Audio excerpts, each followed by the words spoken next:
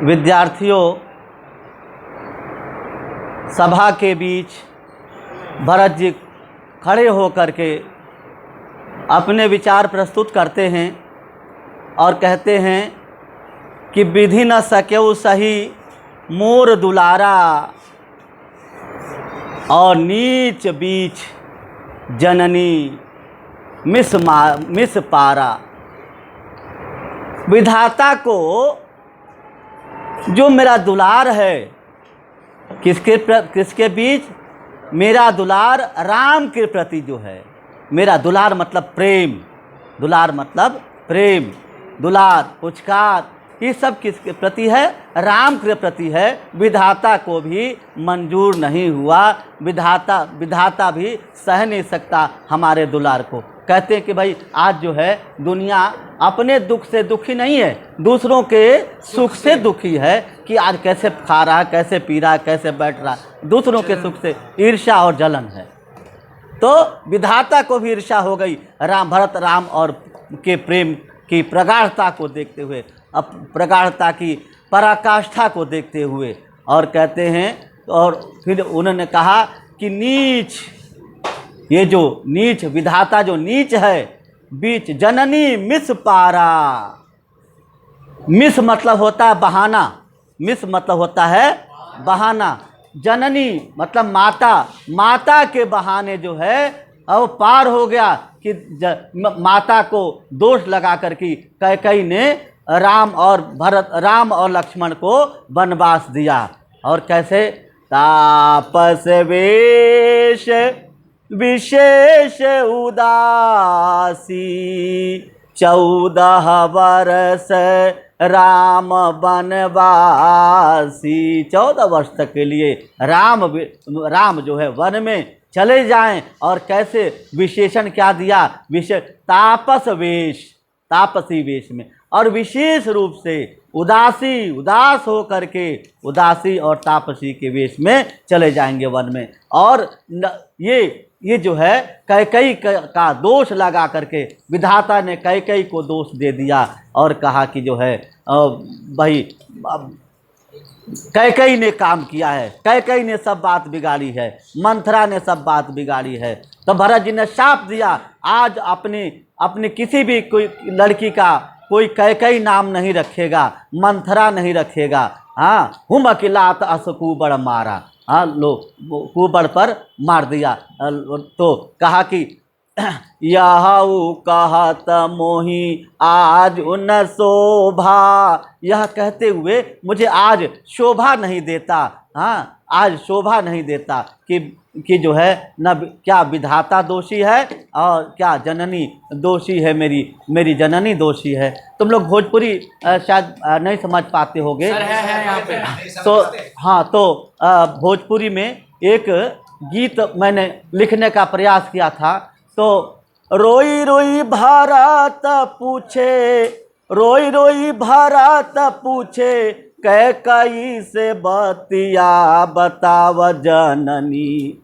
रोई रोई भारत पूछे, कैकेयी से बतिया बताव जननी।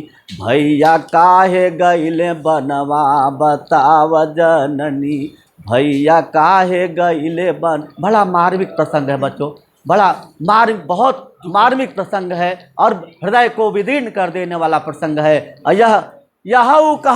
यह भी कहते हुए मुझे शोभा नहीं देता, शोभा नहीं। कैसे? अपनी समझी साधु सूचि को भा, अपने समझ में तो साधु मतलब सज्जन, साधु का मतलब होता है सज्जन, शुचि का मतलब होता है पवित्र, शुचि का मतलब होता है पवित्र को भा, कौन हुआ? भा मतलब हुआ, भा मतलब हुआ, अवधि भाषा बेटा, हाँ हुआ, भा मतलब हुआ, कौन हुआ?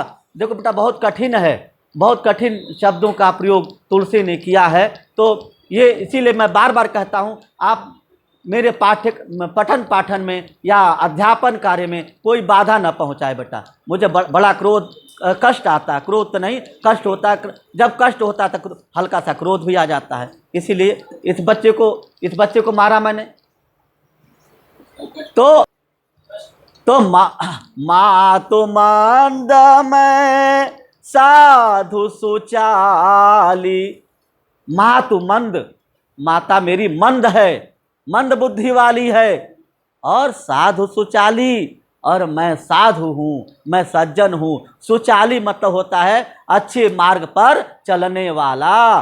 सन्मार्गे यत् चलति सन्मार्गे यत् सन्मार्गम विहरति, जो सन्मार्ग का व्यवहार करता है, सन्मार्ग पर विचरण करता है, वो सुचाली होगा। सु मतलब अच्छा, और चाल मतलब चलने की, चरण करना, चलना। और उर अस आनत, उर अस आनत कोटि कुचाली, और अपने मन में ऐसा कोटि करोड़ करोड़ों, कुचाली मतलब कुचाल हमारे मन में आ जाते हैं।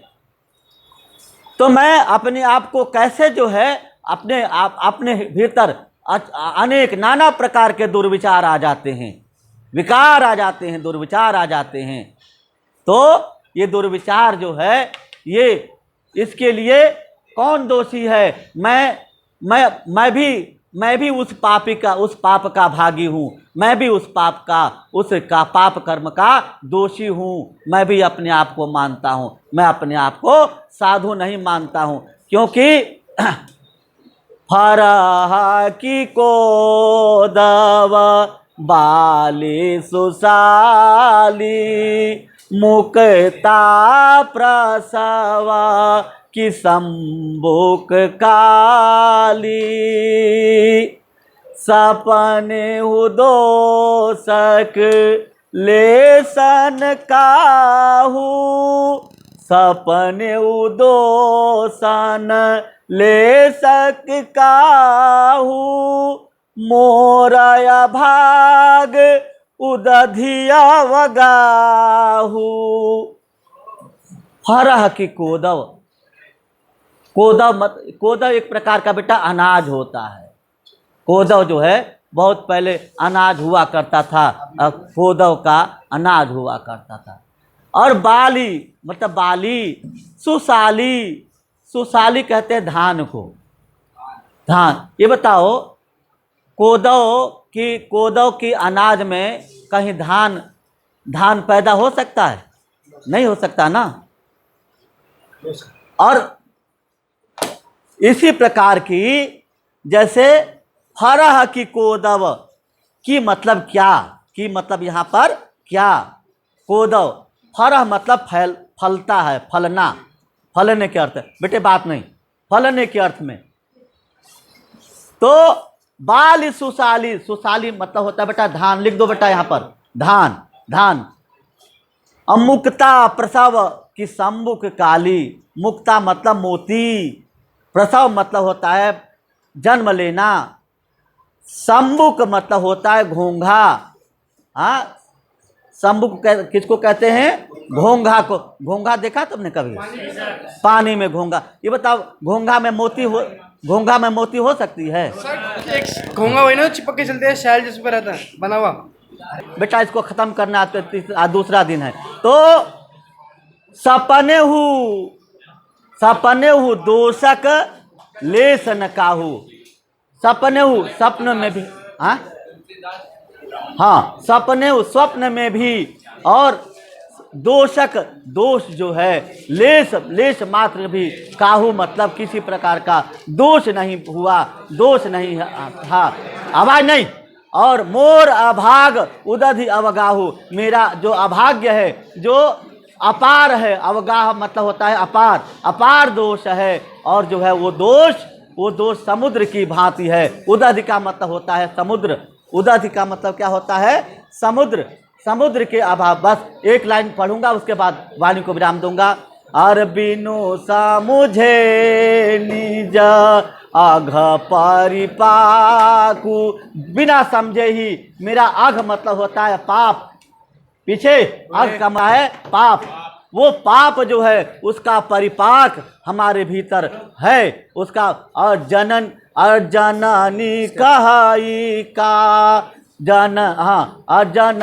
जननी कहाई, कहत काम काकू, काकू मतलब होता कंठ, अपने कंठ से मैं कैकेयी को जननी कह रहा हूँ, माता कह रहा हूँ। माता कहना भी जो है दोष लगता है मुझे, अगर माता कहता हूँ भी तो सपने में भी दोष लगता है। तो इस प्रकार से और हृदय हेरी हारेऊ सब और, हृदय हेरी, हृदय को देख करके और ऐसा लगता है मैं सब ओर से मैं हार गया हूँ, सब जगह से हार गया हूँ, कि पीछे सब जगह से मैं हार गया हूँ। एक ही भांति भले विधि मोरा, एक ही प्रकार से मेरी भलाई हो सकती है। और भलाई क्या हो सकती है? गुरु गोसाई साहिब सिया रामू, गुरु हमारे गुरु जो है वही हैं साथ सीता और राम। सीता और राम मेरे गुरु हैं, मेरे स्वामी हैं, मेरे साहब हैं, वही सब कुछ हैं। और लागत मोहि नीक परिणामो, और यही परिणाम जो है मुझे अच्छा लग रहा है, मुझे बहुत बढ़िया लग रहा है। और साधु सभा गुरु प्रभु निकट, कहु सुथल सति भाव, और प्रेम प्रपंच की झूठ फुरा, जानहि मुनि रघुराव। मेरा प्रेम जो है पीछे, मेरा प्रेम जो है प्रपंच है, झूठ है कि क्या है, ये सब जो है सीता और राम सब जानते हैं। भगवान श्री राम जानते हैं इस प्रेम के बारे में, मेरा प्रेम कैसा है, मैं क्या हूँ, सब मैं इस स्थान पर कह रहा हूँ और कहना चाहता हूँ। तो इन्हीं शब्दों के साथ अपनी वाणी को विराम देता हूँ। बहुत बहुत धन्यवाद।